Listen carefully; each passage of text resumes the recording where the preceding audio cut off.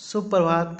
आपके अपने YouTube channel mechanical lovers में स्वागत है और मैं आपका मनदीप कुमार सिंह आज आपके लिए टॉपिक लाया हूँ मेटल फॉर्मिंग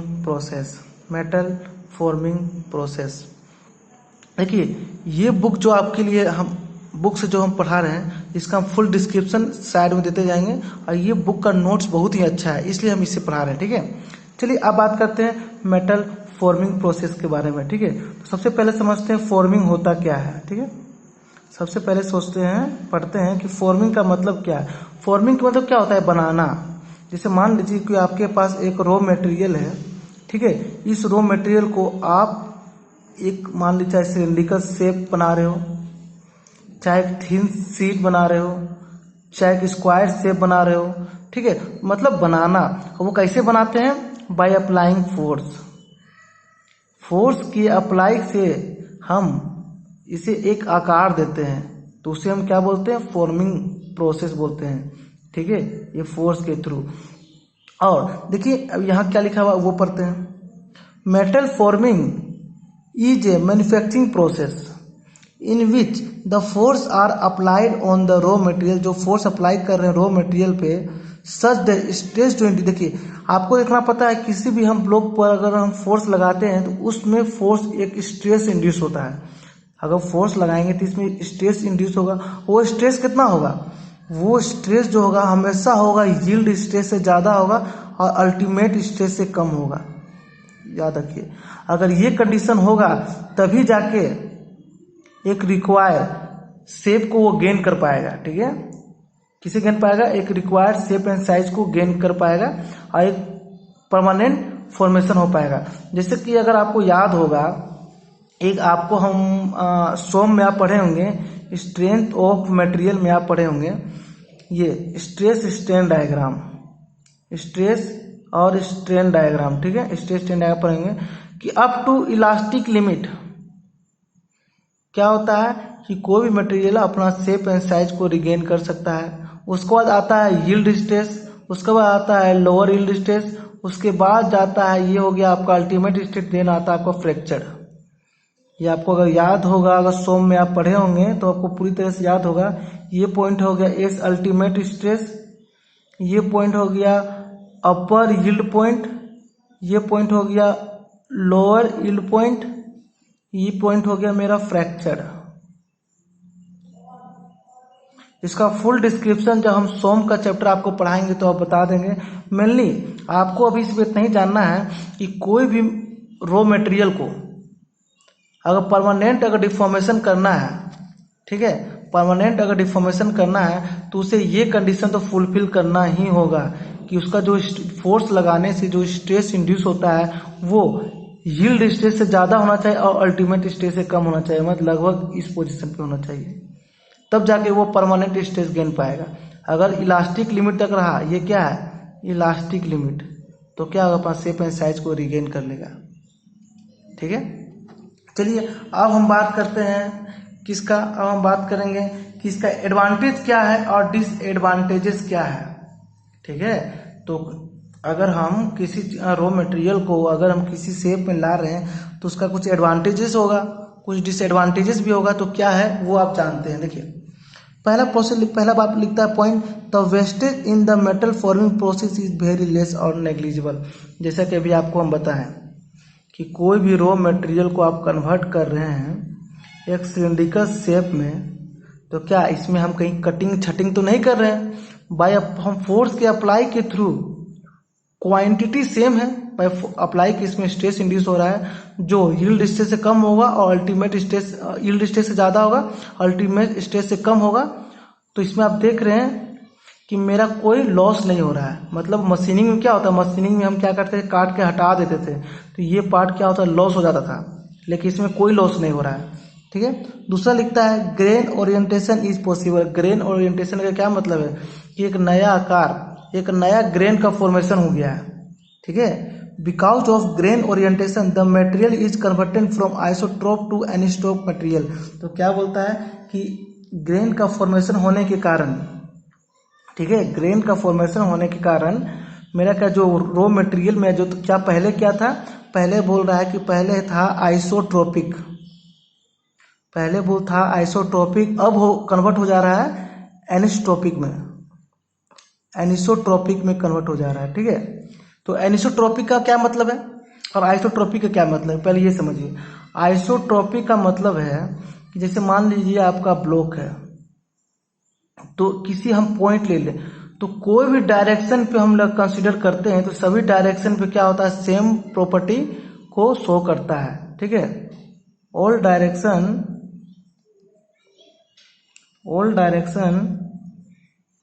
ठीक है, तो आइसोट्रोपिक क्या मतलब होता है, आइसोट्रोपिक का मतलब होता है किसी भी अगर पॉइंट पे लेंगे तो कोई साइड भी हम देखेंगे तो क्या होना चाहिए, सेम प्रॉपर्टी होगा सेम डायरेक्शन पे।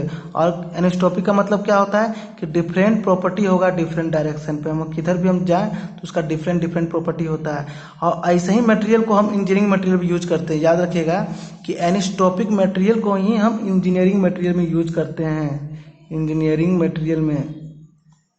तो इंजीनियरिंग मटेरियल कंडीशन क्या है कि वो मेरा आइसोट्रोपिक होना चाहिए, सॉरी एनिसोट्रोपिक होना चाहिए, एनिसोट्रोपिक होना चाहिए। एनिसोट्रोपिक का मतलब कि डिफरेंट डायरेक्शन में डिफरेंट प्रॉपर्टी को शो करता हो। फिर क्या लिखता है, some time the strength and hardness of work materials is increasing. और क्या बोलता है, कुछ केस में देखा गया है, ठीक है, कि उसका स्ट्रेंथ और हार्डनेस इंक्रीज हो जाता है। ठीक है, स्ट्रेंथ और हार्डनेस, स्ट्रेंथ भी इंक्रीज होता है और हार्डनेस भी इंक्रीज होता है। अब आप बताइए कि स्ट्रेंथ का मतलब क्या होता है। देखिए ये सब बहुत नॉर्मल क्वेश्चन है कि स्ट्रेंथ, हार्डनेस, डक्टिलिटी, मेलाबिलिटी, ये सब एक नॉर्मल क्वेश्चन है। ठीक है, जो एक इंजीनियर स्टूडेंट को जानना चाहिए। स्ट्रेंथ का मतलब हो गया वो कितना फोर्स को रेजिस्ट कर सके, याद रखिए रेजिस्ट फोर्स, जो फोर्स लग रहा है उस फोर्स को कितना रेजिस्ट कर सके, ठीक है, उसको स्ट्रेंथ बोलते हैं। हार्डनेस मतलब क्या, वो हार्ड है। ठीक है, क्या है, हार्ड है। अब बात करते हैं जैसे तो ये दोनों क्या होता है कि हम जब भी मेटल फॉर्मिंग प्रोसेस करते हैं तो ये दोनों तो इंक्रीज हो जाता है। ठीक है, उसके बाद एक पॉइंट है, in some metal forming process the surface finish obtain on the component is very good and excellent. और क्या बोलता है, कुछ मेटल फॉर्मिंग प्रोसेस ऐसा है, ठीक है, जो हमको कंपोनेंट मिलता है बहुत ही शानदार और फिनिशिंग उसका बहुत अच्छा होता है। क्यों अच्छा होता है इसका ही बता देते हैं। जैसे मान लीजिए आपका एक रॉ मटेरियल है, इसमें आप क्या कर रहे हैं, एक फोर्स लगा रहे हैं। ठीक है, मान लीजिए आप फोर्स अप्लाई कर रहे हैं, तो फोर्स अप्लाई कर रहे हैं इस पे इसका हाइट को कम कर रहे हैं, तो अब इसलिए बात है इसका फिनिशिंग बहुत ही अच्छा होता है। क्यों, क्योंकि उसे कटिंग फटिंग नहीं कर रहे हैं हम। ठीक है, चलिए अब बात करते हैं कुछ डिसएडवांटेजेस की भी बात कर लेते हैं। ठीक है, डिसएडवांटेजेस क्या होता है, तो अगर डिसएडवांटेजेस का हम बात करें तो इसका डिसएडवांटेजेस क्या हो गया। डिसएडवांटेज बोलता है कि द फोर्स और energy required for metal forming process is much higher than the other manufacture process. जैसा कि अभी आपको हम बता चुके हैं कि इस प्रोसेस में हम क्या करते हैं कि एक कोई रॉ मटेरियल है, रॉ मटेरियल पे हम फोर्स अप्लाई करते हैं। ठीक है, इस पे हम फोर्स अप्लाई करते हैं, इस फोर्स के थ्रू हम इसका आकार चेंज करते हैं। ठीक है, इसका आकार चेंज करते हैं। तो ये जो फोर्स लगा रहे हैं, ये फोर्स लगाने में मेरा एनर्जी बहुत ज़्यादा लूज होता है। ठीक है, except the forging operation all other metal forming process are used for producing uniform cross section component only। तो क्या है, आगे हम आपको different types of forming process बताएंगे, कितने कितने टाइप्स के फॉर्मिंग प्रोसेस होते हैं। ठीक है, तो उसमें आप जानिए कि जितने भी प्रोसेस बताएंगे सभी क्या होता है, एक क्रॉस, जिसका क्रॉस सेक्शन एरिया होता है वो क्या होता है, कांस्टेंट होता है, यूनिफॉर्म होता है। ठीक है, एक ही यूनिफॉर्म में देता है। लेकिन एक फोर्जिंग प्रोसेस आपको हम बताएंगे, ठीक है, फोर्जिंग प्रोसेस उसमें क्या होता है कि उसमें हमें डिफरेंट क्रॉस सेक्शन एरिया मिलता है। याद रखिएगा, डिफरेंट क्रॉस सेक्शन एरिया हमें मिलता है। तो ये क्वेश्चन पूछा जाता है एग्जाम में। ठीक है, तो इस पॉइंट को आप याद रखिएगा। The component with cross hole can not be produce by using metal forming process. अब होल करना है तो उसके लिए तो हम मेटल फॉर्मिंग प्रोसेस यूज नहीं करते हैं। ठीक है, चलिए नाउ अब हम बात करेंगे मेटल फॉर्मिंग क्लासिफिकेशन। ठीक है, देखिए मेटल फॉर्मिंग करने का 2 तरीका होता है। पहले आपको जानना होगा कि कोल्ड वर्किंग क्या होता है और हॉट वर्किंग क्या होता है। ठीक है, कोल्ड वर्किंग, दूसरा हॉट वर्किंग, मेनली ये आपको जानना होगा। तो ये जानने से पहले आपको जानना क्या होगा कि रिक्रिस्टलाइजेशन टेम्परेचर क्या होता है। ठीक है, क्या रिक्रिस्टलाइजेशन टेम्परेचर, रिक्रिस्टलाइजेशन। ठीक है, रिक्रिस्टलाइजेशन टेम्परेचर क्या होता है, बहुत बार पूछा जाता है। कोई भी अगर आपसे अगर प्रोडक्शन के बारे में पूछेगा तो रिक्रिस्टलाइजेशन टेम्परेचर जरूर पूछेगा, कोल्ड वर्किंग क्या होता है, हॉट वर्किंग जरूर पूछेगा। ठीक है, तो ये इसे आप ध्यान से समझिएगा। ठीक है, इसे होता क्या है, देखिए रिक्रिस्टलाइजेशन टेम्परेचर क्या होता है।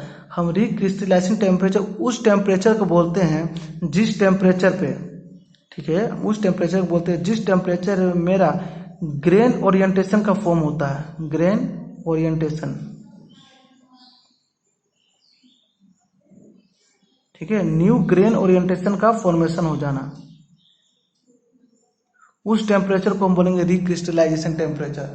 तो कभी भी आपसे कोई पूछे कि रिक्रिस्टलाइजेशन टेम्परेचर क्या होता है तो सिंपल बोलिएगा कि रिक्रिस्टलाइजेशन टेम्परेचर हम उस टेम्परेचर को बोलते हैं जिस टेम्परेचर पे मेरा मटेरियल का न्यू ग्रेन ओरिएंटेशन का फॉर्मेशन हो जाए। ठीक है, और जनरली कितना होता है, 1/3 और 1/2 होता है कोई भी मटेरियल का मेल्टिंग पॉइंट का। ठीक है, जैसे मान लीजिए कोई भी मटेरियल, जैसे एक एग्जांपल आपको बताते हैं। जैसे मान लीजिए कि अगर टंगस्टन है, टंगस्टन का 1000 कुछ समथिंग होता है। ठीक है, 1334 डिग्री सेल्सियस का मेल्टिंग पॉइंट होता है। ठीक है, तो इसका रिक्रिस्टलाइजेशन टेम्परेचर क्या होगा, तो इसे क्या कीजिएगा 1/3 और 1/2 से डिवाइड करके देख लीजिएगा, जो होगा वो होगा उसका रिक्रिस्टलाइजेशन टेम्परेचर। ठीक है, जो भी आएगा आपका रिक्रिस्टलाइजेशन टेम्परेचर होगा। और वो टेम्परेचर, ठीक है, वो टेम्परेचर पर क्या होगा कि आपका जो मटेरियल है उसका न्यू ग्रेन ओरिएंटेशन का फॉर्मेशन हो जाएगा। तो आप बात करते हैं कि कोल्ड वर्किंग और हॉट वर्किंग क्या होता है। कोल्ड वर्किंग होता है उस टेम्परेचर को कोल्ड वर्किंग बोलेंगे, ठीक है, जिस टेम्परेचर में लेस देन हो RCT। मतलब अगर लेस देन रिक्रिस्टलाइजेशन टेम्परेचर होगा उससे बोलेंगे कोल्ड वर्किंग, और हॉट वर्किंग में क्या बोलेंगे, रिक्रिस्टलाइजेशन टेम्परेचर उसका RCT से ज़्यादा हो। मान लीजिए कोई आपका रॉ मटेरियल है, उस रॉ मटेरियल पे हम क्या कर रहे हैं, फोर्स लगा के उसका आकार बदल रहे हैं। ठीक है, और उसका टेम्परेचर क्या है, उसका टेम्परेचर हम मेजर कर लेंगे। अगर RCT से कम है तो हम बोल देंगे ये कोल्ड वर्किंग प्रोसेस है। अगर देखेंगे उसका टेम्परेचर RCT से ज़्यादा है तो उसे हम बोल देंगे हॉट वर्किंग टेम्परेचर। आप बोलेंगे RCT कैसे निकालते हैं किसी को रिक्रिस्टलाइजेशन टेम्परेचर, तो सबसे पहले आपको पता होना चाहिए कि उस मटेरियल का मेल्टिंग पॉइंट कितना है। हर मटेरियल का मेल्टिंग पॉइंट अलग अलग होता है। तो जैसे आपको मेल्टिंग पॉइंट मिल जाएगा तो उसे क्या कीजिएगा 1/3 और 1/2 से डिवाइड करके देख लीजिएगा, किसी से भी डिवाइड करके देख लीजिएगा, वो जितना आएगा, ठीक है, उससे हम डिफाइन करेंगे कोल्ड वर्किंग क्या होता है और हॉट वर्किंग क्या होता है। ठीक है, तो सिंपल आप समझ गए। ठीक है, तो कोल्ड वर्किंग में क्या होता है, टेम्परेचर लेस देन RCT पर काम किया जाता है, और हॉट वर्किंग में टेम्परेचर ग्रेटर देन RCT पे काम किया जाता है। चलिए आप देखते हैं लिखा हुआ क्या क्या है। ठीक है, देखिए पहले लिखा हुआ deforming the material at a temperature less than recrystallization temperature is cold working. ठीक है, तो कोल्ड वर्किंग में सीधा T less than RCT। Deforming the material at a temperature greater than और equal to recrystallization temperature is called as a hot working temperature, मतलब T greater than equal to RCT। देखिए एक condition ये भी है, hot working में equal है, ये बात याद रखिएगा, और कोल्ड वर्किंग में नॉट इक्वल है, ये बात याद रखिएगा। ठीक है, ये भी अच्छा पॉइंट है जो पूछ दिया जाता है। रिक्रिस्टलाइजेशन टेम्परेचर क्या होता है, जैसे जो भी आपको हम बताएं कि is the minimum temperature at which formation of new crystal has been completed. मतलब वैसा टेम्परेचर जिस टेम्परेचर पे मेरा न्यू क्रिस्टल का फॉर्मेशन हो रहा है। ठीक है, चलिए तो आप बात करते हैं न्यू क्रिस्टल का मतलब क्या होता है। न्यू क्रिस्टल फॉर्मेशन मतलब the formation of new grain is nothing but changing the behaviour of grain और क्रिस्टल। क्या बोलता है कि न्यू ग्रेन का फॉर्मेशन हो रहा, चाहे वो पहले से जो भी, देखिए हर वर्कपीस मटेरियल में अपना ग्रेन साइज होता है, तो उस ग्रेन साइज में क्या हो रहा है, बदलाव आना, चेंजिंग करना उसका बिहेवियर में, मैंने उसी को हम न्यू क्रिस्टल फॉर्मेशन बोलते हैं। ठीक है। जो ग्रेन, जैसे मान लीजिए कि मेरा एक वर्क पीस है, ठीक है, इस वर्क पीस में एक अपना अपना ग्रेन साइज होगा, सब मटेरियल का अलग अलग ग्रेन साइज होता है, तो इसका ग्रेन साइज में बदलाव आना ही हम न्यू क्रिस्टल बोलते हैं, ठीक है। अब बात करते हैं, for changing the behaviour the grain require energy which is supplied through a heating process, ठीक है। जो जो इंपॉर्टेंट पॉइंट होगा मेनली हम उसको टिक लगा देंगे, ठीक है। पहले आप रिक्रिस्टलाइजेशन पे जानिएगा, हॉट, आरसीटी, न्यू क्रिस्टल, ठीक है। और बाकी सिर्फ समझने से मतलब है, ज्यादा पॉइंट को गेन करने से कोई मतलब नहीं है, ठीक है, सिर्फ समझिएगा। चलिए यहाँ लिखता है, when the formation of new grain completed the corresponding temperature is called recrystallisation temperature. जो भी आपको हम बता चुके थे, अगर न्यू ग्रेन फॉर्मेशन हो गया तो उसको हम रिक्रिस्टलाइजेशन टेम्परेचर कर देंगे, ठीक है। अब बात करते हैं, ये इंपॉर्टेंट पॉइंट है, इसे याद रखिएगा, ये इंपॉर्टेंट पॉइंट है, बहुत ज़्यादा इंपॉर्टेंट पॉइंट है, जो बार बार सवाल में आ जाता है। क्या लिखता है कि when the formation of new grains completed, उसको तो हम बोलते हैं रिक्रिस्टलाइजेशन टेम्परेचर, लेकिन बियॉन्ड द आरसीटी, मतलब अगर रिक्रिस्टलाइजेशन टेम्परेचर से ज़्यादा, when the heat energy supplied, अगर हीट एनर्जी सप्लाई कर रहे हैं further to the material, this excess energy will be used to increase the grain size of the grain called grain growth. मतलब क्या बोल रहे हैं कि आरसीटी से भी ज़्यादा अगर हम हाई टेम्परेचर पर वर्क कर रहे हैं और हम अगर एनर्जी को सप्लाई करते ही जा रहे हैं तो क्या होगा, इंक्रीज द ग्रेन साइज, तो उसका ग्रेन साइज क्या होगा, जो भी उसका ग्रेन साइज है उसका ग्रेन साइज बढ़ने लगता था, और उसी को हम बोलते हैं ग्रेन ग्रोथ। याद रखिएगा, उसी को हम क्या बोलते हैं, ग्रेन ग्रोथ। तो ग्रेन ग्रोथ अगर कहीं आपसे पूछ देंगे क्या होता है, तो ग्रेन ग्रोथ का सिंपल यही मतलब है कि अगर आरसीटी रिक्रिस्टलाइजेशन टेम्परेचर से भी ज़्यादा पे आप वर्क कर रहे हैं, जो हो गया हॉट वर्किंग प्रोसेस, तो उसमें क्या होता है, आपका जो ग्रेन साइज है उसका साइज बढ़ने लगता है, उसी को हम बोलते हैं ग्रेन ग्रोथ। अब हम बात करते हैं, देखिए जो भी आपको हम बताए थे कि आरसीटी, अगर आरसीटी क्या होता है, 1/3 से लेके 1/2 होता है मेल्टिंग पॉइंट का। अगर किसी भी अगर मटेरियल पॉइंट का अगर आपको मेल्टिंग पॉइंट पता है तो 1/3 और 1/2 से आप आरसीटी निकाल सकते हैं, ठीक है। आरसीटी अगर निकल गया तो कोल्ड वर्किंग और हॉट वर्किंग निकल जाएगा। कोल्ड वर्किंग में उससे कम होगा टेम्परेचर, हॉट वर्किंग में ज़्यादा होगा।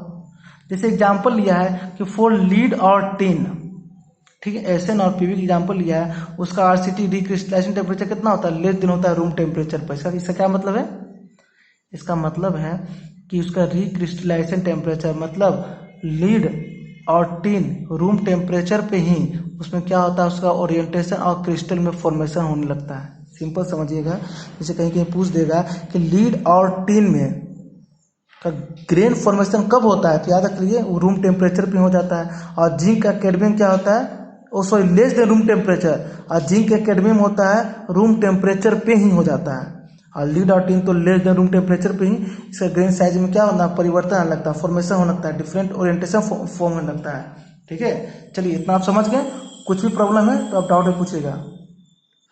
नाउ कुछ पॉइंट और है, देख लीजिए, जैसे आपको हम थोड़ा पहले बताए थे, डिफॉर्मिंग द एबव 4 मटेरियल, कौन कौन सा 4 मटेरियल था, एसएन, पीबी, ठीक है, लीड और टिन का भी आपको एग्जाम्पल हम बताएं। तो उसमें क्या बोलता है, room temperature consider as a hot working because they are working at a temperature greater than RCT, तो उसे क्या बोलते हैं, हॉट वर्किंग प्रोसेस बोलते हैं, जो भी आपको बताएं। जैसे एक एग्जाम्पल लिया है टंगस्टन का, जो आपको हम टंगस्टन का एग्जाम्पल लेके बताए थे कि हमको पता होता है कि मेल्टिंग पॉइंट टंगस्टन का कितना होता है, मेल्टिंग पॉइंट टंगस्टन का होता है 3400 डिग्री सेल्सियस। तो आपको पता है कि रिक्रिस्टलाइजेशन टेम्परेचर कैसे निकालते हैं, 1/3 और 1/2 ऑफ मेल्टिंग पॉइंट। तो देखिए अगर 1/3 हम करते हैं 3400 का, तो ये लगभग आपका कितना आता है, 1133 डिग्री सेल्सियस। ये आ गया आपका रिक्रिस्टलाइजेशन टेम्परेचर, जो यहाँ आप देख सकते हैं। लेकिन क्या होता है कि ऐसा देखा गया है, ठीक है, क्या ऐसा देखा गया है कि कौन सा टंगस्टन जो है, प्रैक्टिकली देखा गया है कि टंगस्टन 1100 डिग्री सेल्सियस पे ही क्या होता है, इसका ग्रेन का फॉर्मेशन होने लगता है, ग्रेन का फॉर्मेशन होने लगता है। तो ये कौन सा टेम्परेचर है, ये हो गया कोल्ड वर्किंग प्रोसेस। क्योंकि ये ग्रेन का फॉर्मेशन कितना पे हो रहा है, 1100 पे, मतलब लेस देन आरसीटी पे काम हो रहा है। टेम्परेचर अगर लेस देन आरसीटी है तो क्या होता है, इसको हम कोल्ड वर्किंग बोलते हैं ना। तो ऐसा प्रैक्टिकली देखा गया है कि 1100 डिग्री सेल्सियस पर टंगस्टन का उसमें ग्रेन का फॉर्मेशन होने लगता है। ठीक है, आपके लिए जो जो इम्पोर्टेंट है मेनली हम वही बताएंगे। देखिए ये पॉइंट इम्पोर्टेंट था, ये पॉइंट इम्पोर्टेंट था। ठीक है, बाकी आप स्क्रीनशॉट लेके समझ सकते हैं। ठीक है, सेम वही बात है जो आपको हम बता चुके हैं, threshold energy, hot work component, लेकिन मेनली यही सब इम्पोर्टेंट है।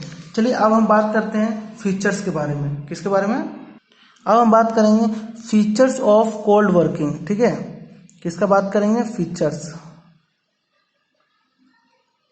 Features of cold working. मतलब वो कोल्ड वर्किंग करते हैं तो उसका फीचर्स क्या है। तो कोल्ड वर्किंग जैसे आप दिखे तो सबसे पहले लिख दीजिए इसका टेम्परेचर कितना होना चाहिए, आरसीटी से कम होगा, पहले तो यही लिख दीजिए।